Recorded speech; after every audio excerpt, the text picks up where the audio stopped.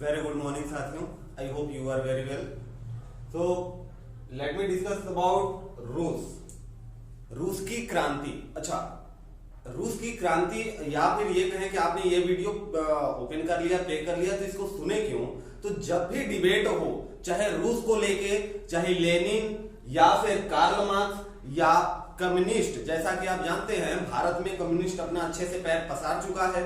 यहाँ तक कि हमारे भगत सिंह भी कम्युनिस्ट पार्टी से जुड़े हुए थे और पश्चिम बंगाल में वही चल रहा है.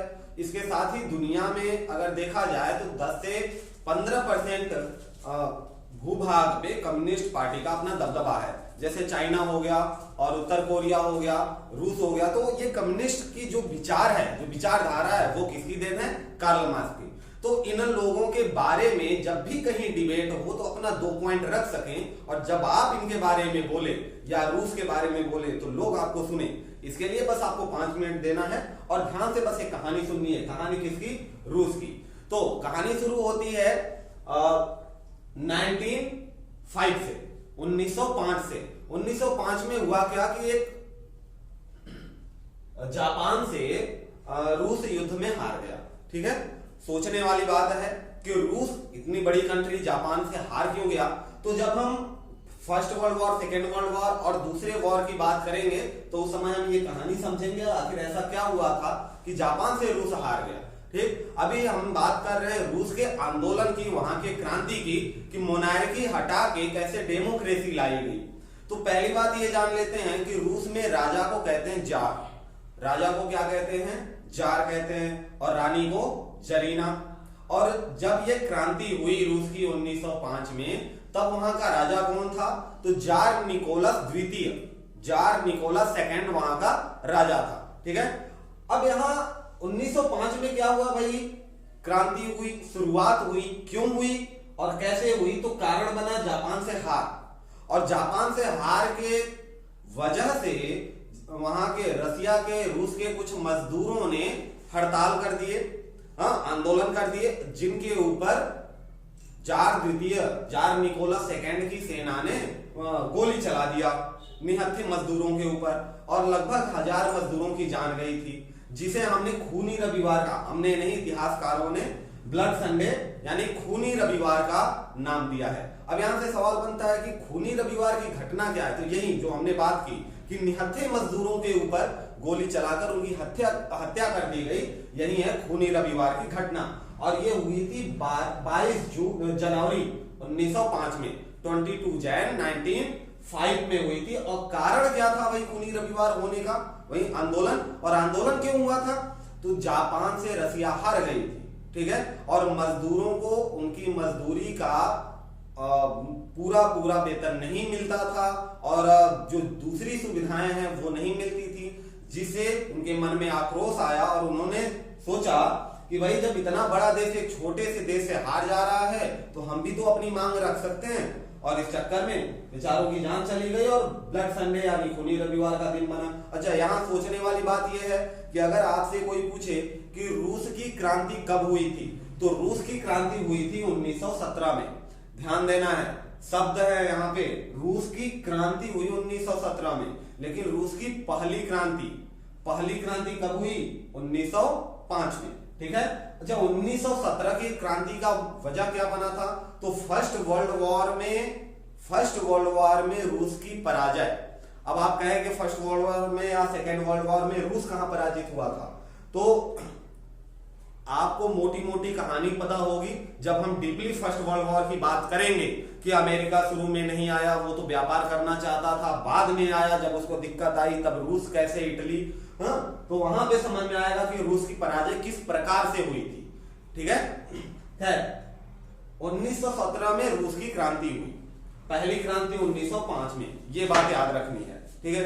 अच्छा, साथ में एक बात और ध्यान रखेंगे कि मोनार्की में, जब मोनार्की चल रही थी, शाही तंत्र चल रहा था, उस समय जार निकोलस द्वितीय ने अपने राज्य में ये बोल रखा था या नियम था वहां कि कोई भी पार्टी नहीं बन सकती. जिस तरीके से डेमोक्रेसी में पार्टी बनती है तो वहां पे पार्टी, क्योंकि शाही तंत्र चल रहा था और दूसरे कंट्रियों में रिवॉल्यूशन हो रहे थे, आंदोलन चल रहे थे, जहां पे लोकतंत्र आ जा रहा था, डेमोक्रेसी आ जा रही थी, तो उनके मन में डर बैठा हुआ था। जैसा कि आपने देखा है कि भारत आपका 90 साल पहले आजाद हो जाता, अगर यहाँ के जो शाही घराने के लोग थे, अगर वो अंग्रेजों का साथ न देते। क्लियर है बात? सेम टू सेम वही कहानी वहां भी हुई। तो हुआ क्या कि जार ने तो कह दिया था भाई पार्टी नहीं बनेगी, तो फेबियन सोसाइटी की स्थापना की गई 1884 में, और वो भी रूस में नहीं, कहां? लंदन में। रूस में तो मना ही थी, अवैध बना रखा था। तो फेबियन सोसाइटी की स्थापना, याद रखना है नाम, फेबियन सोसाइटी 1884 लंदन में। 1885 में कांग्रेस की स्थापना हुई थी, भारत की बात हो रही है, और उसके एक साल पहले 1884 में फेबियन सोसाइटी लंदन में स्थापना की गई इसकी। और इसी के 9 साल बाद एक और party, workmen's democratic party, workmen's democratic party इसके 9 साल बाद यानी 1895 में बनी। अब इन्हीं दोनों पार्टियों में से की विचारधारा से दो आगे चल के दल बने, दो और पार्टी बनी, जिसे हम बोल्शेविक और मोन्शेविक के नाम से जानते हैं। और यहीं से उदय होता है लेनिन का और कैनेस्की का। लेनिन कैनेस्की कौन थे, इससे पहले हम जरा कार्ल मार्क्स के बारे में जान लेते हैं।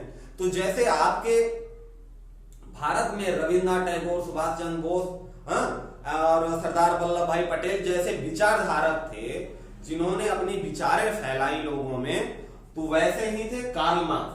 जब 1905 का आंदोलन हुआ, ये खूनी रविवार की घटना हुई, तब कार्ल मार्क्स, जो कि जर्मनी में पैदा हुए थे, ध्यान रखिएगा, कार्ल मार्क्स नाम इंपॉर्टेंट इसलिए है क्योंकि इन्हीं की विचारधारा हम भारत में भी फॉलो करते हैं। कैसे, अभी देखेंगे।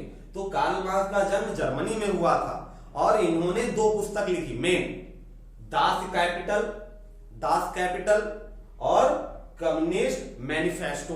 कम्युनिस्ट मैनिफेस्टो ये जो बुक है, ये बुक का नाम आपको याद होना चाहिए, क्योंकि यही वो मैनिफेस्टो है जिससे आपके देश में, चाइना में, रूस में, उत्तर कोरिया में और जितनी भी जगह पे कम्युनिस्ट फॉलो की जाती है, उनका नियम कानून इसी बुक से या इसी बुक पे में संलग्नित विचारधारा के आधार पर काम होता है। ठीक, दास कैपिटल और कम्युनिस्ट मैनिफेस्टो किसने लिखा? कार्ल मार्क्स ने। और कार्ल मार्क्स को बोला जाता है क्या कि वैज्ञानिक समाजवाद के संस्थापक। कार्ल मार्क्स को वैज्ञानिक समाजवाद के संस्थापक के भी नाम से जाना जाता है। और जब ये मजदूरों वाली घटना हुई, तब कार्ल मार्क्स ने एक नारा दिया कि दुनिया के मजदूरों एक हो। ठीक है, जैसे हम भारत में याद रखते हैं कि करो या मरो, तुम मुझे खून दो मैं तुम्हें आजादी दूंगा, ये सब नारा, वैसे ही दुनिया के मजदूरों एक हो, इकट्ठे हो जाओ, इसका नारा कौन दिया था? Karl Marx. अब कार्ल मार्क्स के विचारों से प्रभावित हुए थे लेनिन। अब लेनिन कौन थे भाई? तो लेनिन बोल्शेविक दल के नेता थे। 2 दल बाद में काम की थी, 2 ही दल नहीं थी, और भी दल थे, लेकिन मेन 2 दल का नाम आता है, बोल्शेविक और मोन्शेविक। इसके साथ साथ नाहिलिज्म का भी नाम आता है, ध्यान रखेंगे, नाहिलिज्म, नाजीवाद नहीं, नाहिलिज्म। और नाहिलिज्म आपका एक आतंकवादी आंदोलन था। ठीक है, कैसा आंदोलन था? आतंकवादी। फिर अब आते हैं बोल्शेविक। बोल्शेविक दल, जो बोल्शेविक पार्टी थी, उसके नेता थे लेनिन, और लेनिन ने चेका का संगठन किया। चेका क्या था भाई? ये भी क्रांतिकारी आंदोलनकारियों का एक संगठन था जो अपने देश के लिए लड़ रहे थे। ठीक है, और लेनिन ने ही लाल सेना की को संगठित करवाया 1917 में, 1917 में, और संगठन का कार्य किया था ट्राटस्की ने। किसने किया था? ट्राटस्की। यहां नाम जो आपको याद रखना है, ट्राटस्की, अगर याद रहे तो ठीक, नहीं तो लाल सेना तो याद रखना ही रखना है, क्योंकि लाल सेना ही आगे चलकर एक रात में, सिर्फ एक रात में पूरे रूस पर कब्जा करके तख्ता पलट कर देती है। कहानी क्या होती है अभी हम देखेंगे, जब कैनेस्की से मदद मांगते हैं। फिलहाल लेनिन जब लाल सेना की मदद से तख्ता पलट करा देते हैं, तब वो प्रधानमंत्री बनते हैं रूस का। प्रधानमंत्री कब बना भाई लेनिन? 8 नवंबर 1917, ये याद रखना है आपको, 8 नवंबर 1917। देखिए 1917 में ही क्रांति हुई, और मार्च मार्च 1917 में रूस से जार की शाही व्यवस्था को समाप्त कर दिया गया, ठीक है, यानी वहां मोनार्की समाप्त हो गई मार्च 1917 में। और बन गए प्रधानमंत्री लेनिन 8 नवंबर को।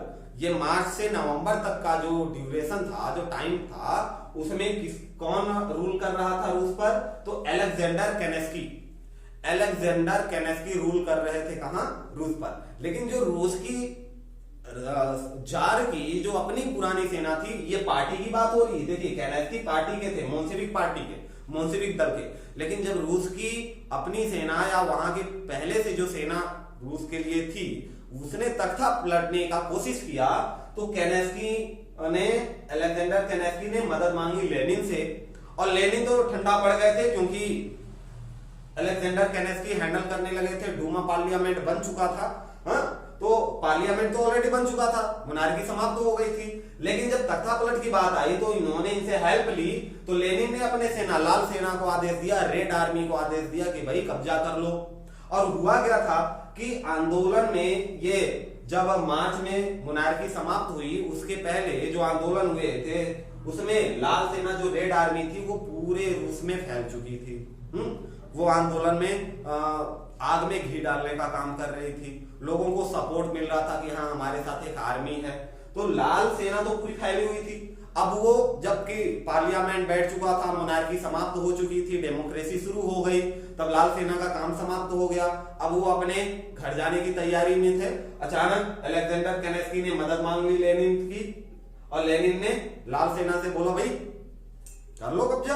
और एक रात में बिना खून खराबा, एक भी गोली नहीं चली, एक भी व्यक्ति नहीं मरा। और सेना ने क्या किया, एक रात में जितने भी सरकारी ऑफिस थे, भवन थे, बिल्डिंगें थी, इमारतें थी, जितने भी गवर्नमेंटेड थे, सब पर कब्जा कर लिया। और रात ही रात में तख्ता पलट हो गया। और 8 नवंबर 1917 को बन गए लेनिन प्रधानमंत्री, कहां? रूस के, ठीक है।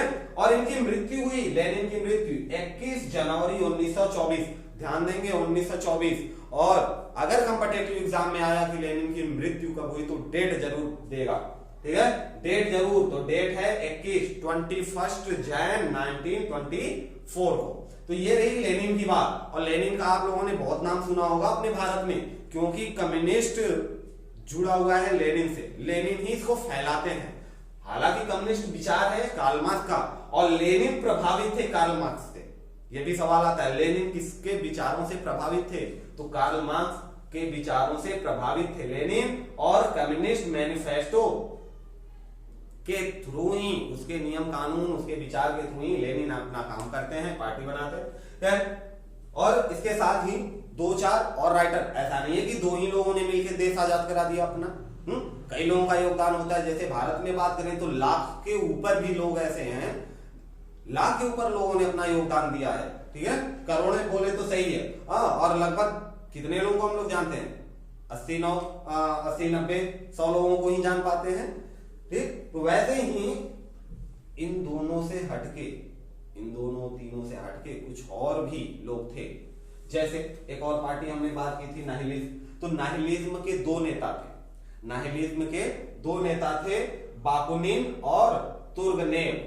बाकुनिन और तुर्गनेव। और नाहिलिज्म एक आतंकवादी क्रांतिकारी संगठन था, ठीक है, आतंकवादी क्रांतिकारी संगठन था। इसके साथ ही हमें यह भी ध्यान देना है कि शून्यवाद का जनक, ठीक, शून्यवाद के जनक किसे बोला जाता है? तुर्गनेव को। अब तुर्गनेव कौन था भाई? नाहिलिज्म का नेता। नाहिलिज्म क्या है? नाहिलिज्म एक आतंकवादी, क्रांतिकारी आतंकवादी संगठन थी, ठीक है। रूसी साम्यवाद के जनक प्लेखानोव को बोला जाता है।